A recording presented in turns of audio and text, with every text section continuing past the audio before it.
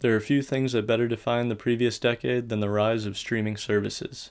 I mean, do you remember when we had to watch commercials? Or wait week to week for a new episode? Or go to a movie theater? And while we haven't quite eliminated all that, we've certainly reduced it. But how did we even end up here? And more importantly, is this trajectory of entertainment even sustainable? I think we can learn a lot if we all take a step back and look at the whole situation in its entirety. So come with me as we board my non-infringing mythical education transportation vehicle as we explore the intricacies of the streaming wars.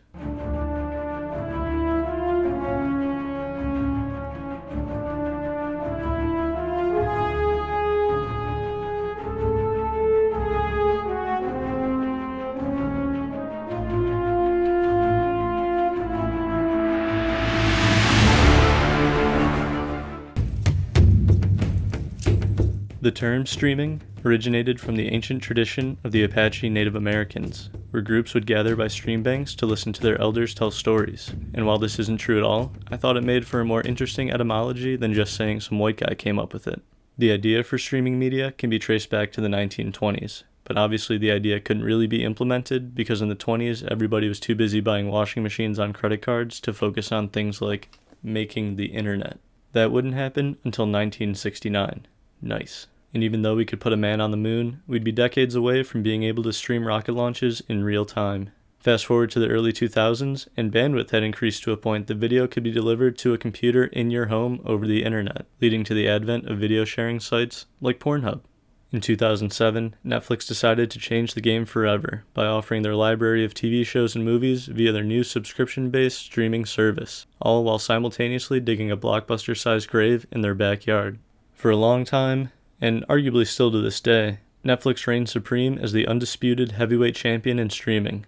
But of course, it wouldn't take long until other companies would try to replicate that magic. Hulu came onto the scene in 2008, and their shtick was to emphasize TV shows since Netflix was known more for their movie catalog, and because they thought people would miss watching commercials. Jeff Bezos took a break from cheating on his wife long enough to throw a pile of money at what would become Prime Video back in 2006. But it wouldn't evolve into its current iteration until around 2011. In 2014, HBO adopted a quantity over quality approach and launched HBO Now alongside its 4-year-old service, HBO Go.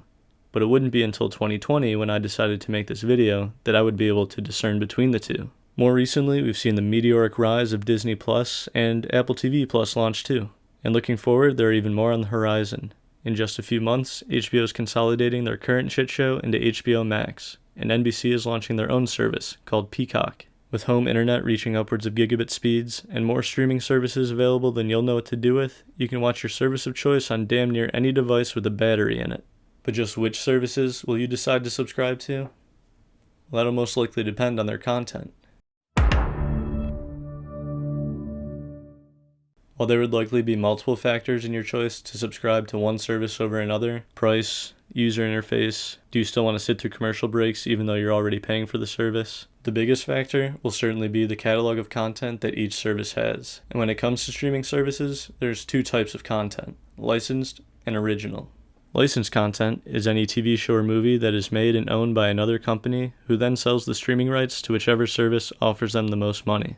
So for example, if Netflix wants to have Friends in their catalog, they can go to Warner Media and strike a deal for $100 million. And then Netflix has the streaming rights to the show for a year. And even though $100 million sounds like a ridiculous amount of money to retain the streaming rights for one TV show for 1 year, because it is, bingeable shows like this can have a major influence on which services people go with. Another perfect example is The Office, which has been a staple in Netflix's catalog for years, but will soon move over to Peacock. That show alone could ensure that a new streaming service with a name as stupid as Peacock might not be dead on arrival. So with the acquisition of licensed content becoming even more expensive and less available as more and more companies create their own streaming services and take back the rights to the properties they own, the next best thing a streaming service can do is make their own original content. And when it comes to original content, there's also two categories. Content that's completely funded and produced by the streaming service, and content that the service has purchased the distribution rights to, but they still slap an original sticker on it anyway. In either case, Netflix is still the king in this arena. Netflix spent $15 billion on content in 2019,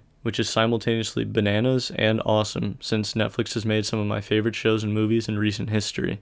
That being said, they also make some hot garbage.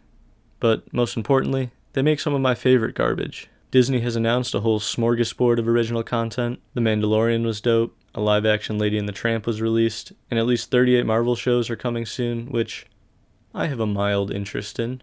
Apple TV Plus has exclusively original content, including The Morning Show, See, and whatever M. Night Shyamalan was making, and I genuinely don't know if any of these shows have come out. The last time I heard any of them mentioned was during the Apple TV Plus announcement, and unfortunately, all of this content doesn't grow on trees. It used to, but then Jeff Bezos cut them all down, so instead these services have to fund them the old-fashioned way, with cold, hard cash.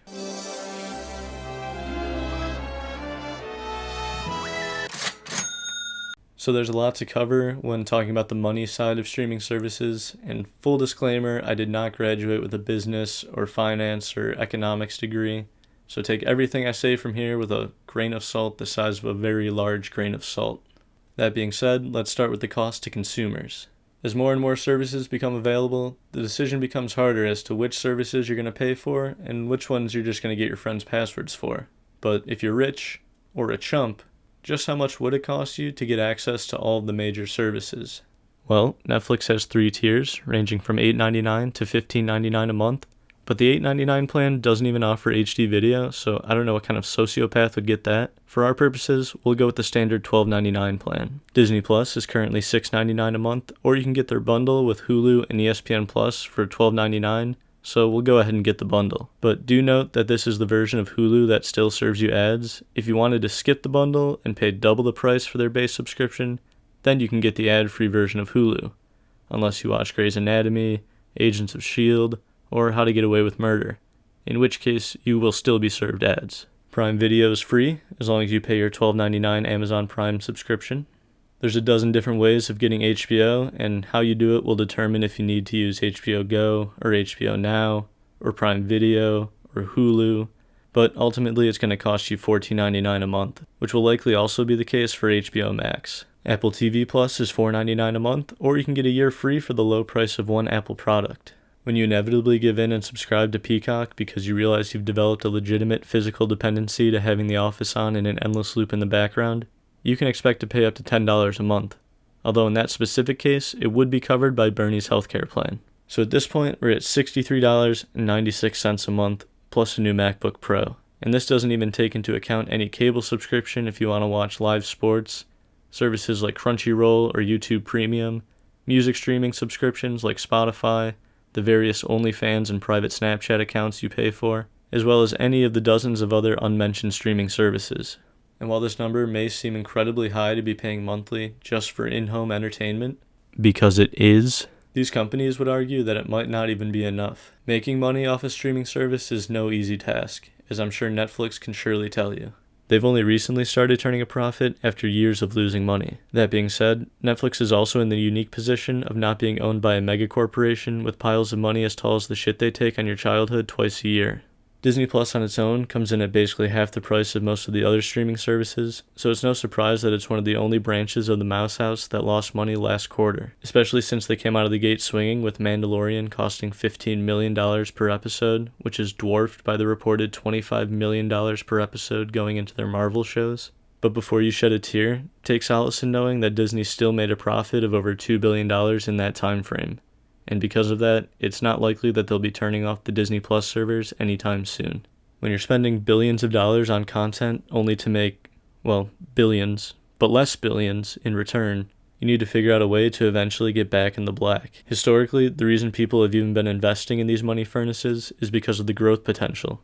But Netflix has shown that even consistent growth can turn shaky, and with even more and more competitors, future growth potential is even less certain. As it stands now, your viewing habits are likely being subsidized by investors. So think about that when you start your 8th run through Breaking Bad or get stoned and throw on some Nat Geo documentary.